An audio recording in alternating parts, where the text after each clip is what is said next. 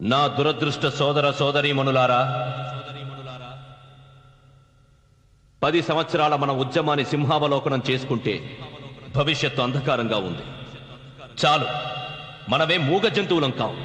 ఈ వైషమ్యాలకు ఘాతుకాలకు చరమగీతం పాడే సమయం ఆసన్నమయ్యింది. మనకు తగిలించిన ఈ కులాల సంకెళ్లను తెంచుకుందాం. ఈ సామాజిక చెరసాలను ధ్వంసం చేద్దాం. సమాన హోదాను, సమాన అవకాశాలను కల్పించే కొత్త మతాన్ని ఎన్నుకుందాం. దురదృష్టవశాత్తు నేను హిందూ అస్పృశ్యుడిగా పుట్టాను. దాని కాదని చెప్పే హక్కు నాకు లేదు.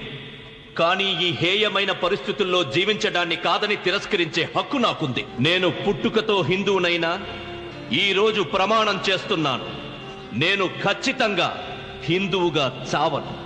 డాక్టర్ బాబాసాహెబ్ అంబేద్కర్